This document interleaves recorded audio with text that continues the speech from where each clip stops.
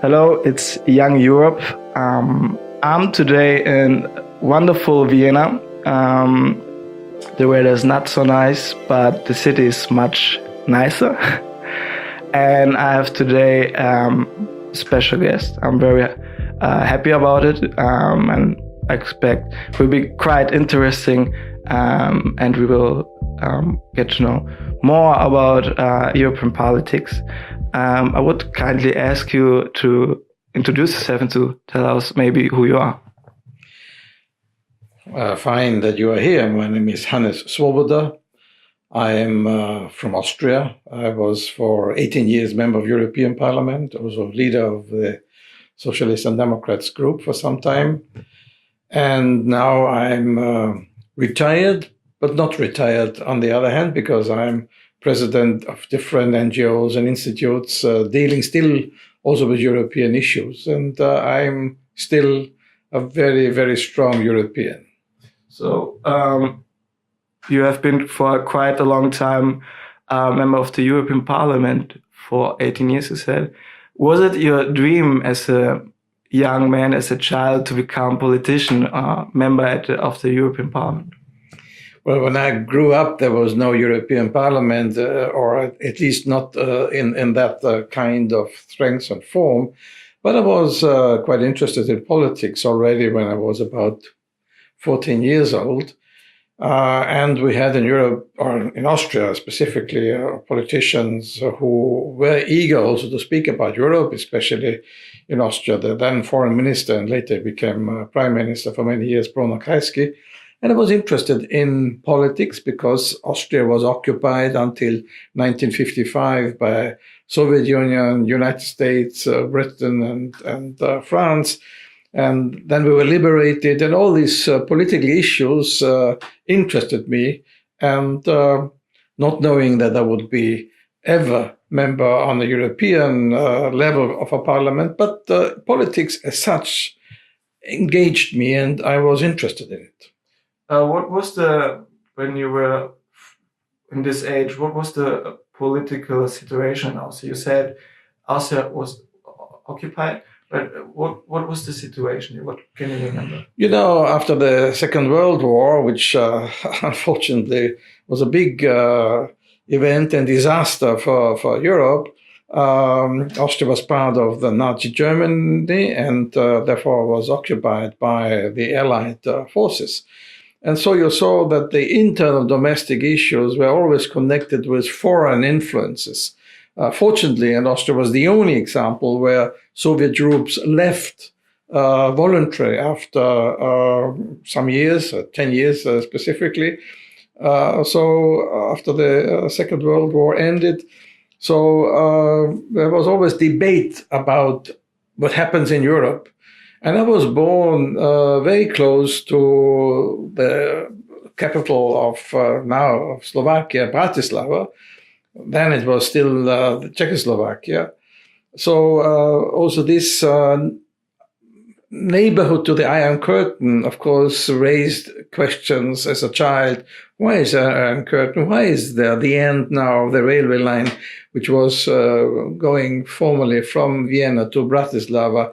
And all these issues were heavily debated. So I realized from the beginning the split, the division of Europe into a free part and then an occupied or not so free part, because Soviets and the Soviet Union decided more or less what had to be done in these countries. So these influences always came into my mind, and as I was interested to get up news and information, this formed my interest in politics. Have you been? Can you remember if you have been aware of the fact, like there was in Austria like free press, free speech of opinion? How was the perception of the neighbors in the eastern? Was it clear to you that there was a different situation? Was there a different situation? What did you observe? Yeah, it was relatively clear because I was listening to radio, also to radio from the eastern part, of course. Mostly of the German Democratic Republic. They send out also broadcasts from Eastern countries. And there was clear to me that there was some sort of, let's say, official propaganda. There was no discussion, no ideas. I didn't see it as a child, let's say, the West is good and the East is bad. But I saw the difference, at least, that the debate in the Western part was more lively, and in the Eastern part it was more official pronunciations and statements. So the difference was visible, and of course visible because I couldn't go easily to the Eastern part or not. Even as a child, I was going with a boat organized by the Russian occupied forces to the eastern part on the river Danube. So at that time, when the Soviets were in Slovakia and the Soviets were in Austria, it was even more easy to cross the border. But after, of course, Austria joined the Free West, the Iron Curtain was more visible and more, you could feel the separation between the East and the West. How was your time later when you started about thinking what kind of job you want to have or what you want to study like after school? Well, I was interested, as I said, in politics, and therefore at that time it was basically law, which was the foundation of politics and politicians' activities, and also economy. So I studied economics and law, first law and then economics, and graduated in both studies at the Vienna University. At that time, students' exchange was not as strong as nowadays, and I envy many young people who can go from one university to another. But yes, all the time already I was not only studying, but also engaging myself in the students' organization, and I've been for some time also in the students' parliament. So politically active I was rather from the beginning. Political organizations while you studied? Students organization, yeah, they're representing the students. We have elections at the universities for the students' organizations, participating also in councils together with the professors and the assistants. So yes, in this kind of organizations I was already active, and then I joined what is called an academic union for United Nations student association. So already in that way I was engaging myself into international politics. So you met students from other countries? Yes, from other countries, from the East and from the West at that time, because this United Nations Student Association was, of course, an organization which dealt not only with people in the West, but also with people in the East. And therefore, we went also to some of the Eastern countries. We met people, young people from other countries. Therefore, for me, always Europe, and including also the Soviet Union then or Russia today, is not something which should be separated. I always see Europe as a whole, even if I say that, of course, my strong engagement has been in European Union, but I never would say European Union is automatically the whole of Europe. And therefore, I think this dialogue between all the different countries is absolutely necessary to keep peace. Was there any kind, like in terms of identity, when you met other European students, was there any feeling of being European and being connected to other Europeans? Like, yes, I would say yes. Of course, we had discussions, and it of course has not always been easy with some of the colleagues from let's say from Russia or Soviet Union at that time. But in the evening when we're sitting together, drinking a beer, singing some songs, and so it was clear that beyond political divisions, young people should stick together and should be interested in having that dialogue and not enforcing divisions, but overcoming divisions. So after finishing your studies, what did you do then? Like, what? Well, in Austria, there is an organization which is called Chamber of Labor, which is representing the working class, so to say. It's an official organization. It's different from the trade unions. And I joined the economic department there and made studies about finances, about the environment, So I worked as an economist in the interest of the working class or the working people, labor. This was my first job. And of course, it was interesting because I was in contact with politics. We did studies and analysis also for the government and together with the government. Yes, so I was close to politics. Also, of course, first of all, I was an economist. What was like for economists the main topic, topic for discussion? What was the big? Well, the main topic was getting enough jobs because there was always some unemployment. But we had the prime minister I mentioned before, Bruno Kreisky, who said, "For me, it's most important to get jobs," and we had to do studies how we can promote economic development, that we get jobs by trade, by investment. So that were the main issues. But of course, at that time already came the environmental question up. It was the first government who appointed a minister for environment. And so we started also the question of environmental issues, not knowing about climate change at that time, but that pollution of air, of water was a big issue then. So we started also these environmental issues as a big project or a big issue which we have to deal with. What was like in media or in the mainstream? What was the main source for pollution in that time? Well, the industry, of course, was a big issue. We had a strong steel industry and other kind of heavy industry. Then, of course, also the water pollution by housing, by urban development. So there were many issues, including then, of course, also traffic and transport. Okay, and from then you were clearly for many years highly interested in politics and in the economy, national as well as international. But how did you become then later a politician? Like how you became from working in a chamber and to become a politician? Well, I was in the Chamber of Labor, was asked to set up a special department for urban politics, housing, but of course, especially environment.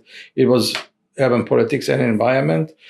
And I criticized that the progress in Vienna is not strong enough, although I was a social democrat and the government in Vienna social democratic, but still there were some tensions.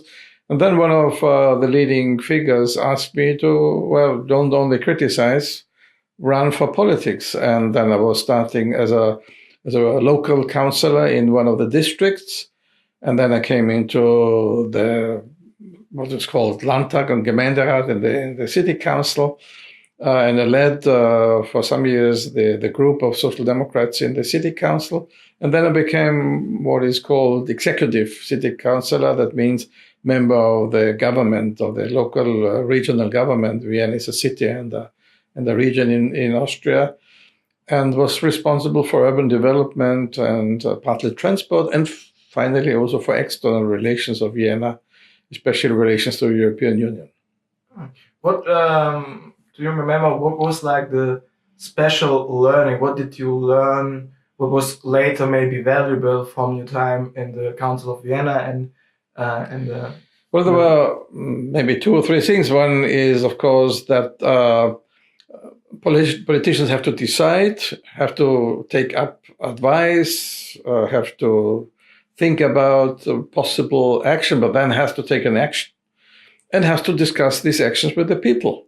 Because especially if you build new houses, if you build new roads, if you develop a country, you have to speak with the people concerned. And this dialogue with people is a very important element of politics, very often forgotten. But I think that is one thing I learned. Secondly, of course, it was the time when the Iron Curtain broke down and we all of a sudden got a new dimension. Migration was an issue. And of course, transport across the border and cooperation with our neighbors became important.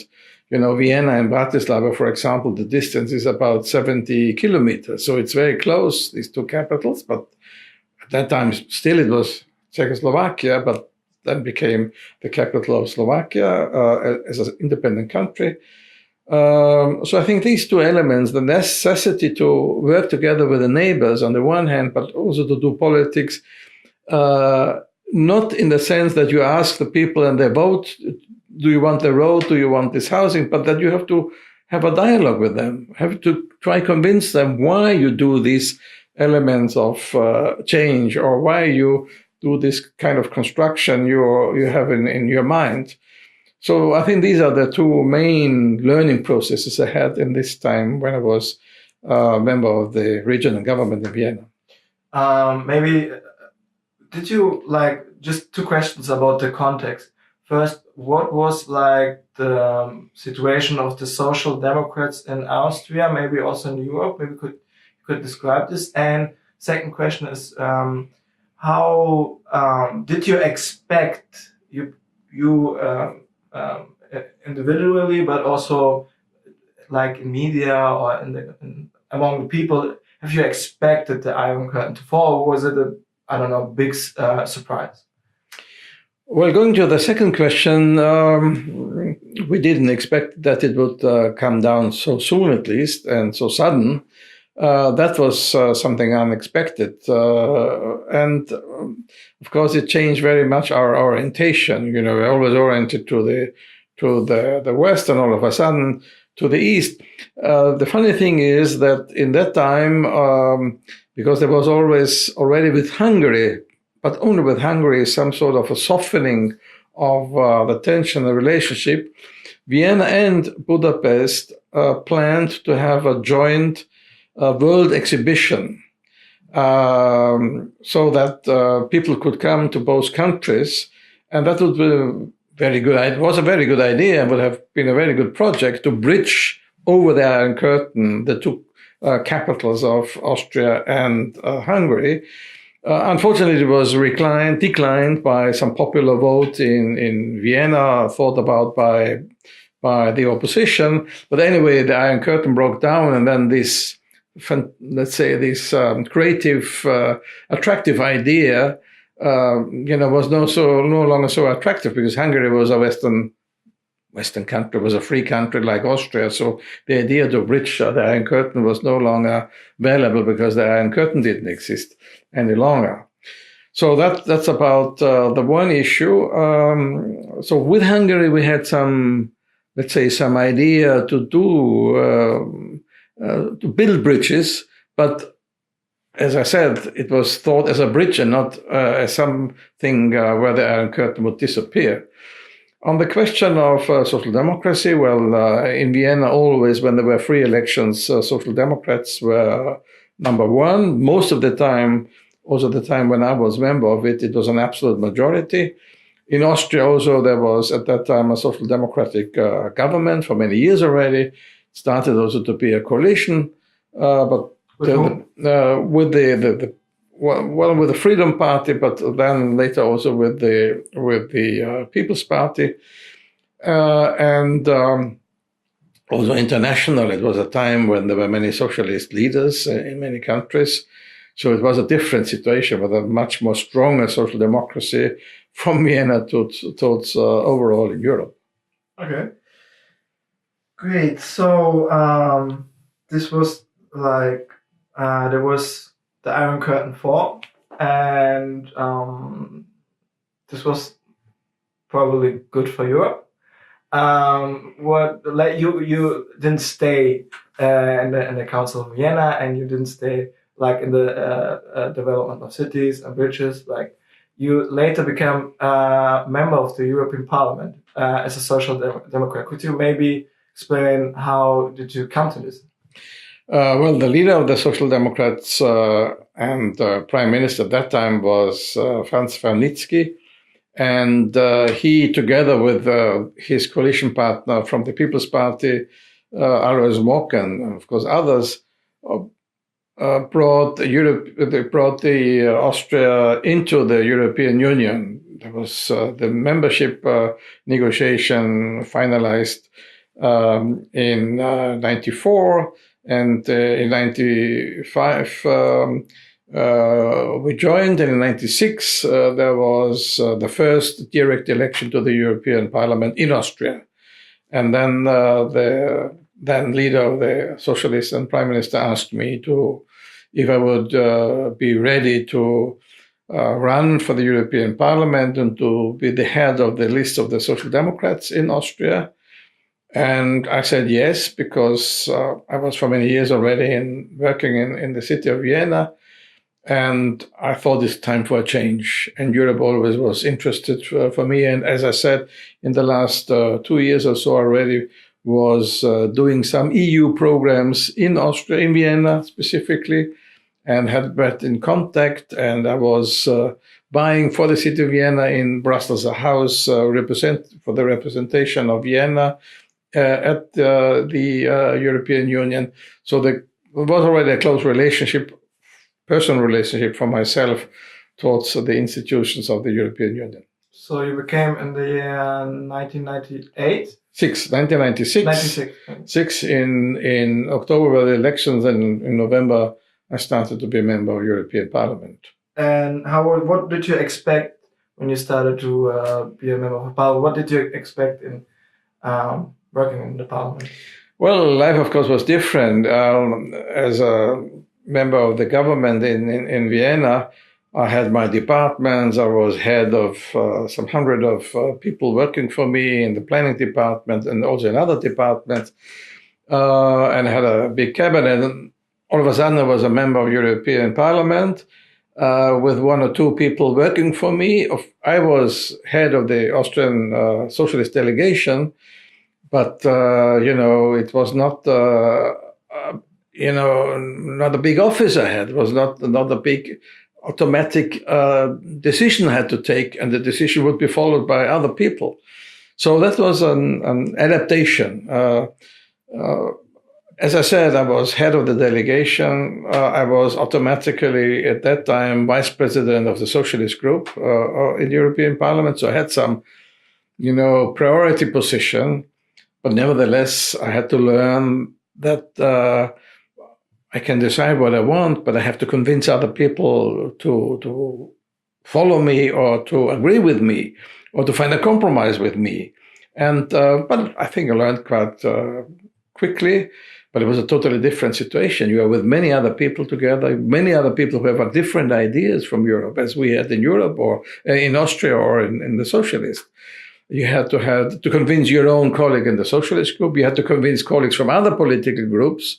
You have as a opponent or as a partner. But this is Europe. Europe does not consist out of some people saying it is like this and you have to make it. Europe is sitting at the table and negotiate and bring forward your arguments, listen to the other arguments, compromise. It's not very modern today, not very in today, but compromise is the only way you can bring Europe forward. What were, before going more into detail about working as a member, would like to know at that time, what was the main discussion point in the Parliament and in Europe about the European Union? What was it driving?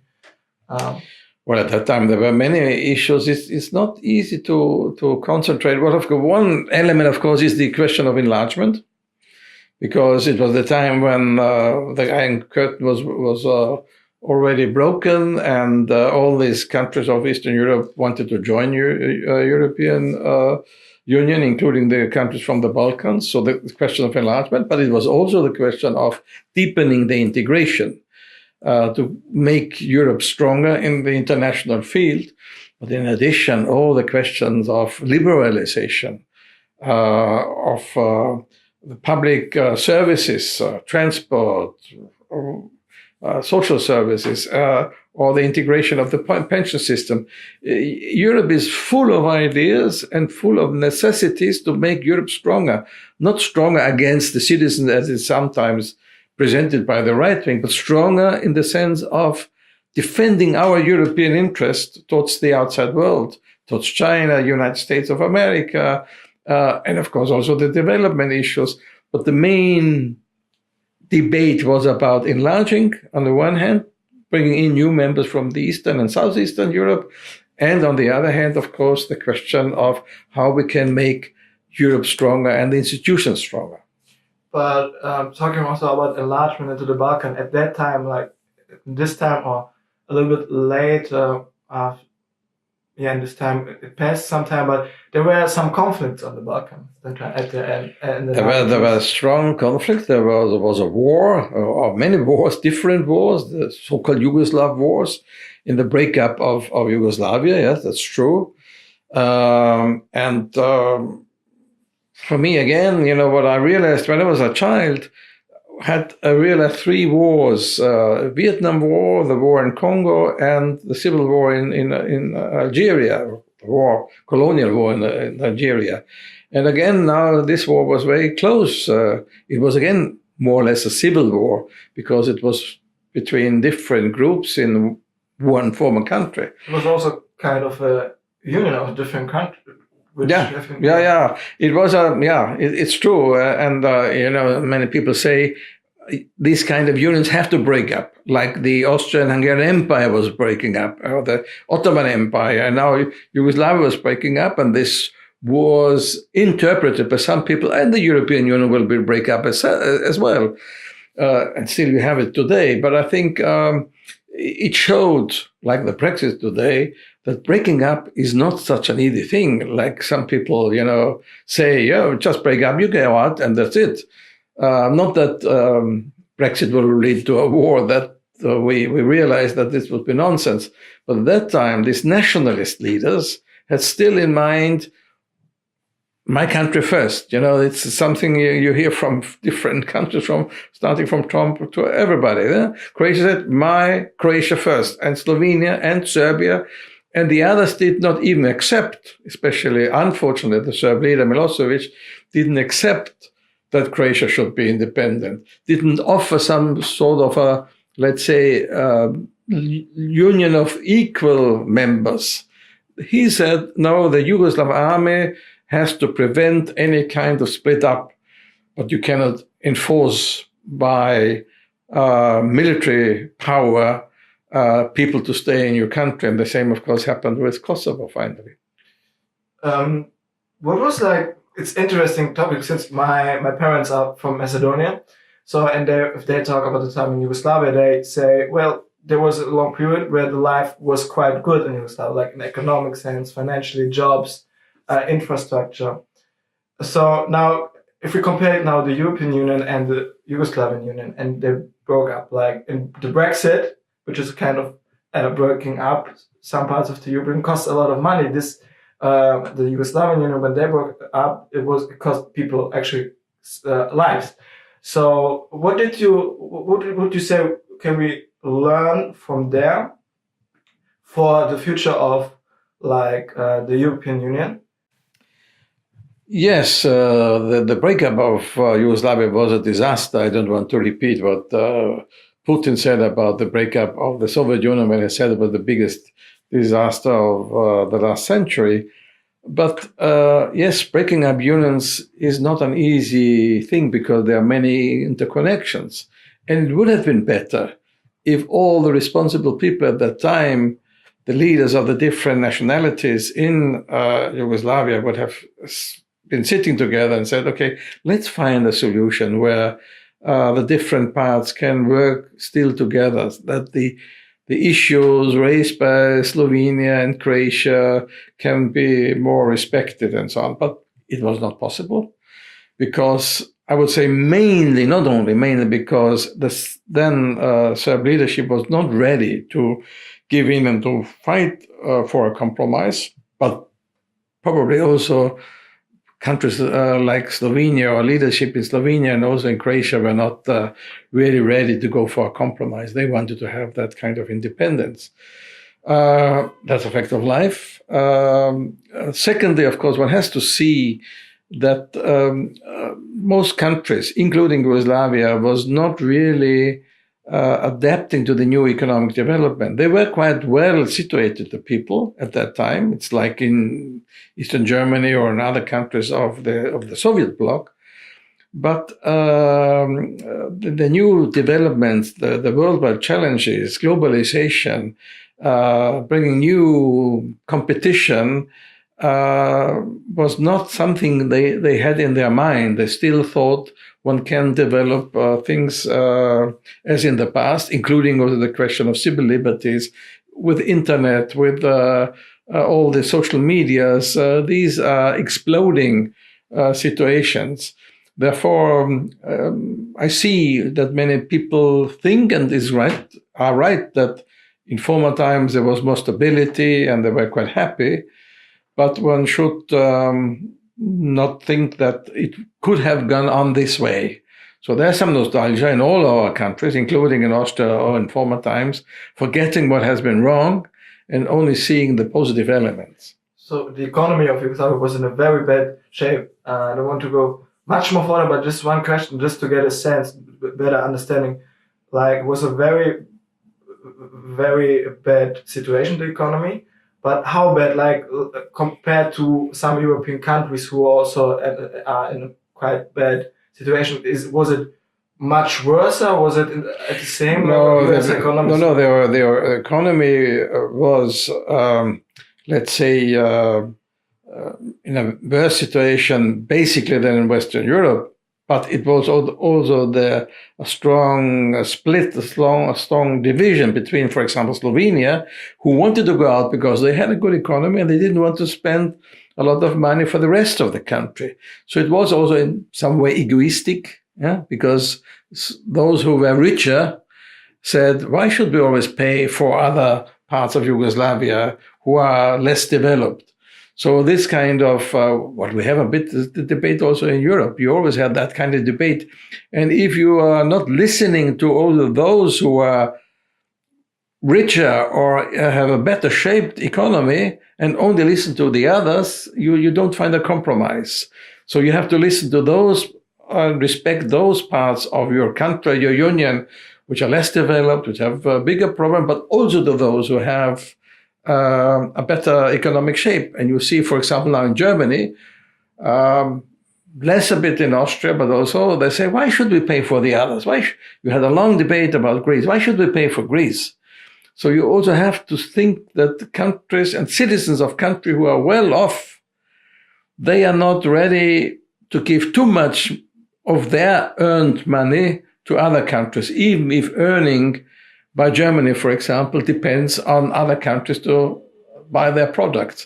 So it is an interrelationship, but you always have to respect that the redistribution between the richer and poorer parts cannot be overdone. It has to be in a reasonable way. So there's quite a necessity for solidarity among these partners. Like, the markets can be open, but no investments is not possible. There should be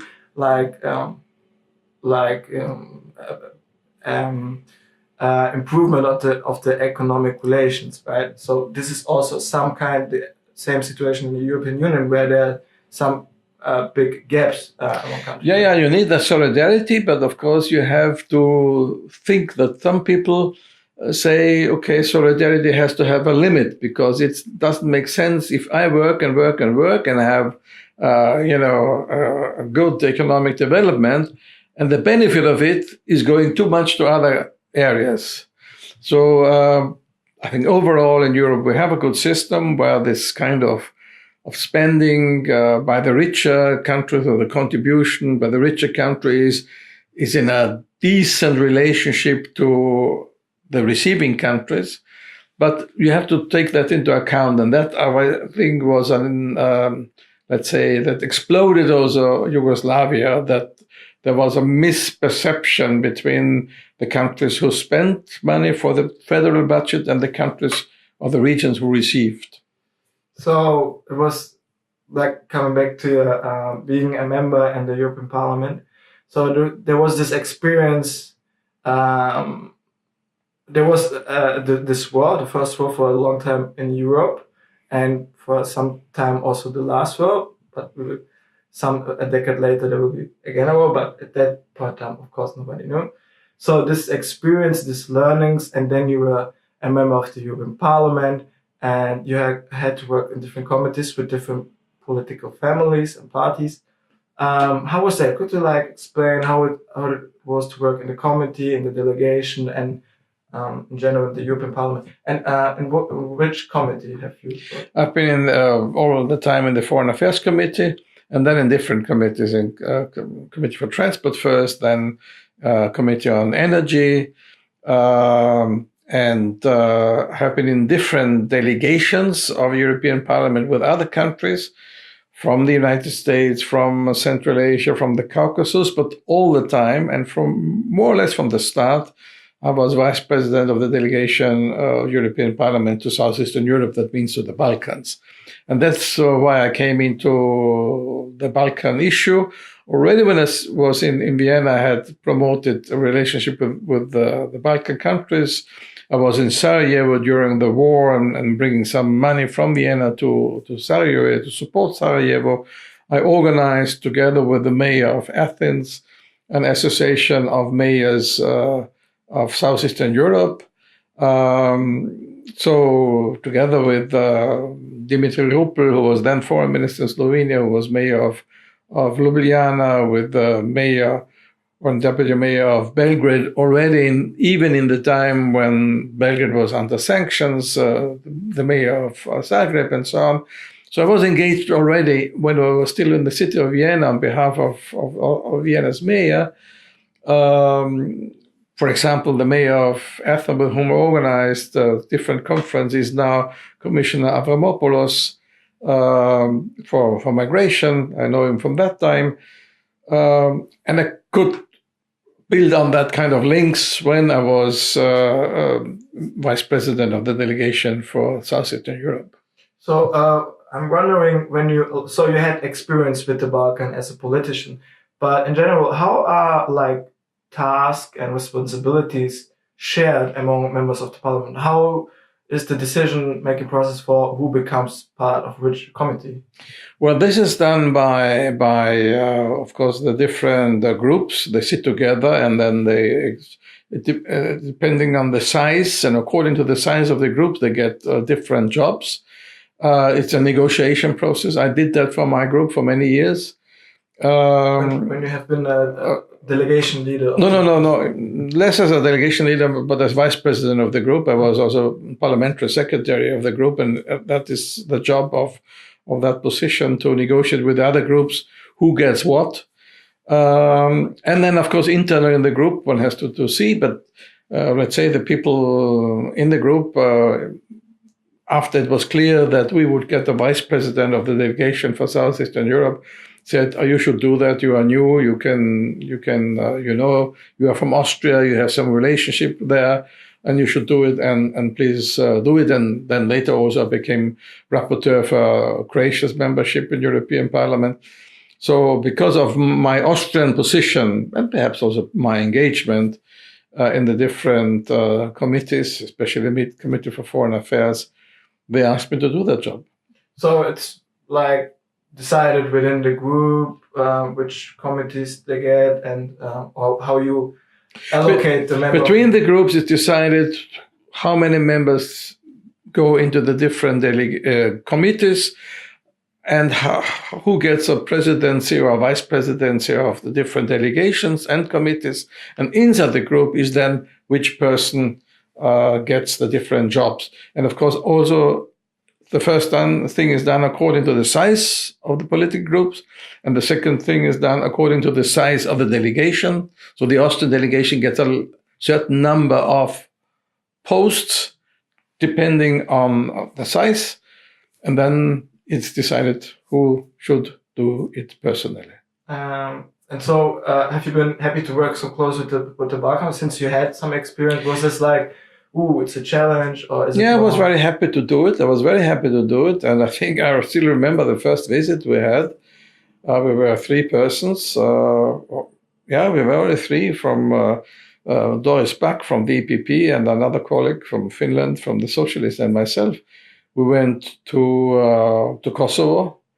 And the first thing we had to do is to go into a family where a Kosovo Albanian was brought back from the prison dead, and we should look at him and say if he was killed or it was a suicide, as was said by the Serb authorities. So it was a very practical thing. It's not something on the table. And I still remember when we brought people who never have been since years at the graveyard, at the cemetery of the relatives, because the one group, political group or ethnic group didn't allow people from the other ethnic group to go into their own villages. And we said, okay, come into the car, we bring them there, we can do that. So it was something we were in the Balkans very practical. If you are in a delegation with America, which I was, it's always a debate with colleagues from the Congress. But here it was something you could do for people at the spot. And that was interesting for me. And, for example, looking at the situation of Roma in Kosovo, when I thought, how was the situation? Then we went there in Serbia, in Belgrade, when we saw Roma under the bridges living in a very deplorable situation, and in other countries as well. So this Balkan experience I had in European Parliament was not only something from the green table, it was really looking into the facts, into the deplorable situation of some of the ethnic groups or some of the groups living in very, very bad situations. That's a quite interesting point. I would like to talk with you about the Balkan and the Roma, but before I'm going deeper into that, I would like to know, you, after being delegation leader of the Austrian delegation, you became the president of the Social Democratic group in the parliament. How was that to become that, and what do you do, and what was your expectation? I was for many years already. From the beginning, I was vice president of the group, one of the vice presidents. Then we reorganized that we had few vice presidents, and I was one of them always, and also parliamentary secretary doing the job of contact with the other political groups and organizing internal debates and so on. So I was a strong position already. Then Martin Schulz became president of the parliament and had to leave the position of president of the group. And we had three candidates. It was the first time there were really, until now, the only time there were free elections and several candidates. Free elections of the president? Yes, of the group, of the political president, the group president. Yeah. Of course, there are always free elections of the president of the parliament because there are different candidates, but it was never happened in the groups. It was more or less done by, the social democratic leaders in the different countries. And here was a French candidate. She was mayor of Strasbourg, and she was also minister in the cabinet of Jospin. And then there was a British colleague, also vice president of the group, a very good one also, and myself. So we were three candidates, and it was a real competition. I wrote a program. I was going from to different national delegations, presented myself and my ideas. And then we had the election, and unfortunately, I won the first round with an absolute majority. And I was very proud about that, and so I became president. You have presented yourself to different groups. What did you explain, and what was your goal as a president? Well, my goal was, of course, to include all the different groups, to have a more open, transparent way of discussion. But nevertheless, of course, I said we have to have a united group as far as possible. But to be more open-minded, to be more informative to the different groups, to strengthen also the leader in the different committees, because they knew me. I was chair of the committee representatives of the Socialists, so-called coordinators already before. Yes, and I said the diversity of the group should be brought into unity of the group, but with a strong debate. And the people knew me that already when I took the chair, because the president, Martin Schulz, had other meetings, I was always inviting people to have an open discussion, to bring in their opinions.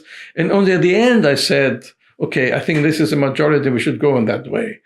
I was leading not in the sense like Martin Schulz did, who did it in a very strong way. He stayed from the beginning what he wanted to have. Some people like that, of course, and this was also a way to do it. I don't say it's negative. My way was more indirect. First, let them discuss, and then I tried to make a conclusion out of it, of course, also with my own ideas and my own aims I had. But this is a different kind, a different style. I presented that style, and of course, I had many of the Eastern European countries on my side because I was very much engaged in enlargement. So I think most of the Eastern Europeans, they voted for me. What's the leadership style of the current group president? I cannot decide because I'm not president, no longer a member of the parliament. So it's a different way.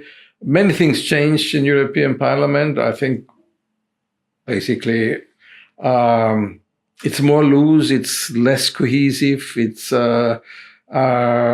people are not so much trying to find a common line.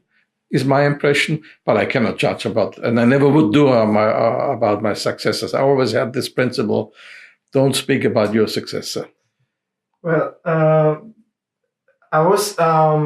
made this experience. I was a trainee, and that time, as I was in the training in the European Parliament, I was a participant in the Young Roma Fund, and you have the Young Roma Fund exists now for some years. How do you have something to do with the Young Roma Fund? Was it? Yeah, of course. I saw the situation in Southern Europe, Romas, but also in other countries, in Slovakia, in the Czech Republic, in Romania, in Bulgaria, and Hungary. I've been in different camps or settlements or whatever you call, saw many deplorable situations, but saw also many young Romas strongly engaged, very active. So for me, it was very, very important to integrate them to give them a chance, because I saw that in many countries they didn't have that chance because there were so many prejudices against them.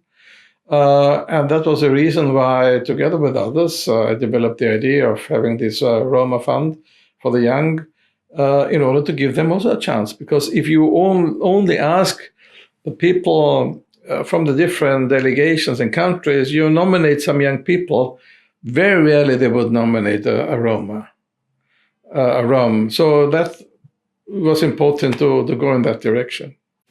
So there was a special program for young Roma, but there was also like other trainee programs. And why did you create a special program? Yeah, I think it is important that minorities, or however they call it, the special groups who will not be dealt with or promoted in the normal way, that you give them a chance to get into also positions.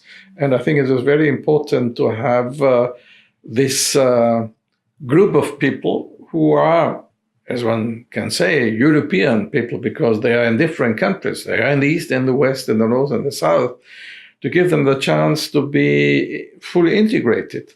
And I met a lot of them who are very interested, who are very interested and interesting. And I said, we should give them a chance. And I had this kind of close relationship.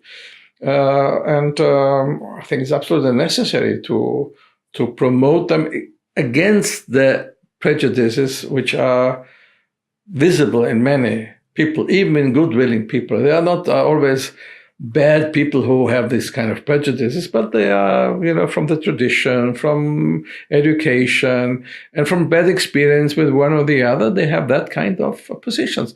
I remember I was, for example, in Bucharest, together with colleagues in an area, in a quarter, which are terrible.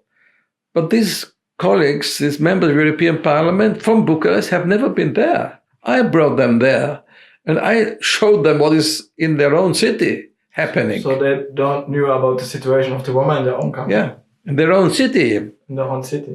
And the members of the European Parliament. But why was it terrible? What did you observe when you visited these camps? It was not a camp in that sense. It was some streets, but people were living in rooms without window, in a very dirty area around. The garbage collector didn't come to that area, And it was, in that time, it was terrible to live in such a conditions in a European city. That Bucharest is poorer than other countries, and there was other people living in poor situation. But there specifically, they lived in a very, very poor and devastating situation, without water, without even light, in rooms was a man living with a child without even a window. You already said something about the goal of the Young Roma Fund, or what was the idea. But what would you say was like a desirable or favorable outcome of some young Romas being trainees in the group, or what did you expect, like being politically educated, or what was? It's always the danger of stigmatizing. He's the Roma. Of course, at the end of the day, Roma, like a black or like a white or should be like everybody. He's a man or he's a woman. He's with a name and that's it. But I think it would be important that you have to have some Roma in leadership position. Leadership, I don't mean only prime minister, but in different leadership position in the economy, in sports, in other areas, or in science, in the media, which can show also to the other Roma it is possible to advance in the society. It is not a negative fate to be a Roma. It's to be Roma, to be Rom. So it is possible to grow up, to advance in society, and to give hope also to the others. It's not only for the one or the other person who does the leadership or the traineeship. It is for giving a good example to others that to learn, to study, to be active is something which is possible for everybody. I'm wondering, like you told us you have been rapporteur for Croatia, you're an expert for Balkan, you have perceived and observed the situation of the Roma. Not talking about enlargement of the European Union, especially about southeastern European countries. What role did the civil rights of people play in the negotiation, in the consultation for enlargement? Like, what did you observe? Well, I think NGOs played a big role very often, and the criticism, of course, it's not so easy. Maybe we should have done more, or I should also have done more. But on the other hand, you have a situation, you go in the country, and I remember several discussions I had with NGOs, for example, in Croatia and Zagreb. They are, of course, criticizing the government very much. And then on the one hand, you have to promote the country because you have in the European Parliament members who say, no, we don't need Croatia, and Croatia is far away from being mature enough to join and so on. On the other hand, you have this negative criticism about the government, they're doing not enough. So at the end of the day, if you only listen to the NGOs, you would have to postpone the membership. Now people will say maybe it would have been good. I doubt, because yes, if you're a member does not mean that you are now, all of you are now European, of the best quality. And you still have a lot of problems. You still have corruption. You still have legal issues and economic issues, of course. So this is an issue, of course, that you have to differentiate between their role, which is much more critical, of course, to the government. And if you would only listen to them, you would have to postpone all the memberships. But on the other hand, you have to listen to them because they are important. And I think European Union in the whole, also the Commission, should much more involve these NGOs and listen to them. For example, when we see the situation in Serbia, I think, again, there are now demonstrations because of lack of freedom for the media and other issues. I think one should have made it clear to the leadership in Serbia already some time ago that the way they treat the freedom of the media and the freedom of information is not acceptable. It's not a European way you can do it. But of course, one needs Mr. Vucic and Serbian leaders for other issues, for the Kosovo issue. But I think we should more separate. Say, yes, we want Serbia to be member of European Union. We want Serbia to find a solution with the Kosovo. But that does not mean that we are quiet about the mismanagement of media freedom in Serbia. I'm wondering, I have to think about members like Croatia or Bulgaria, where there's, in Bulgaria there recently have been some issues, what the government said about Roma people. So I'm wondering how and what is easier, to adjust the civil rights before some member is becoming, some candidate is becoming a member of the European Union, or after they become? When is it easier to impact as European Union, as Parliament, or as a Commission? And how do we? Of course, it's much more easier to do it before, but that does not mean that there's a backlash after. We see it in many of the countries that you have that kind of backlash.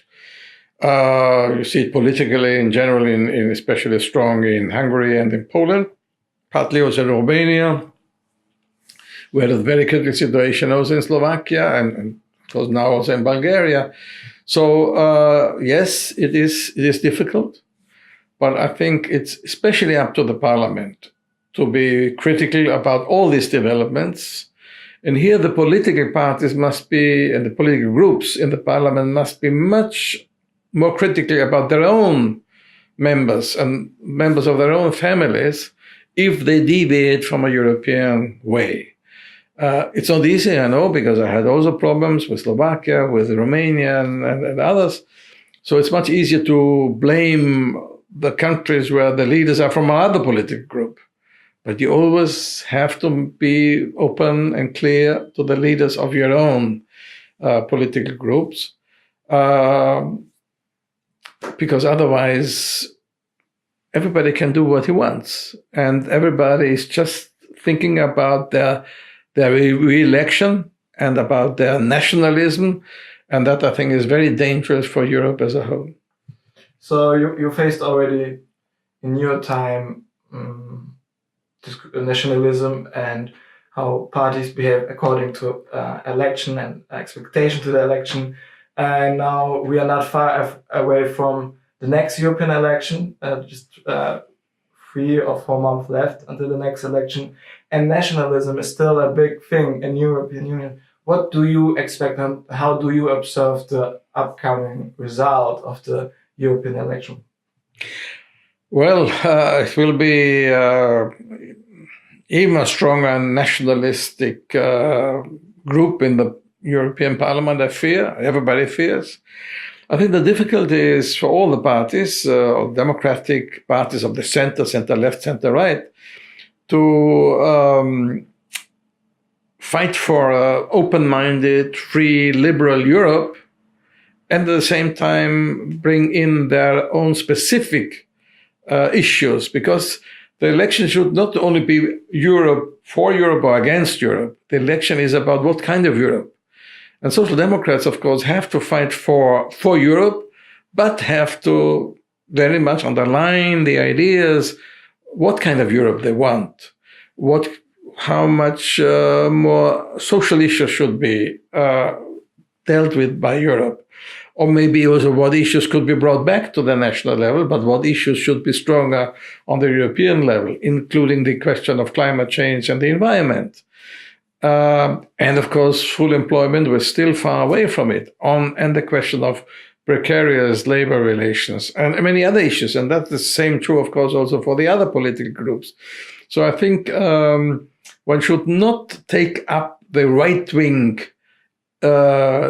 splitting for against Europe. One should fight for Europe, but should also present to the citizens, to the voters, what kind of Europe the different political groups would expect or would like to realize. So we should go to vote upcoming election. Of course we should vote. You should. Voting is something which in democracy is the possibility to influence the political elements. And we have to fight this kind of idea. I can do the change. I will, people have to follow me. Yes, if you want that your ideas are represented, you have to go to the vote together with other people who have the same idea and fight against those people who have a totally different idea and who want to devastate what we have. And this kind of optimism we also have. People very much think it's a bad situation. If you think what has been Europe, what had been the situation, economic and the social and political situation before the European Union, it was extremely bad. There was unemployment, there were wars, there were many, many things which are unbelievable today. And of course, we could fall back to that situation, or we have to go forward. New challenges are here. And I think even with all the issues we have with migration and other issues, it's a much better situation than when the European Union was started. So people should go to it, right? This is also my recommendation. Mr. Swoboda, thank you for this interview. Thank you very much. Bye. It was nice.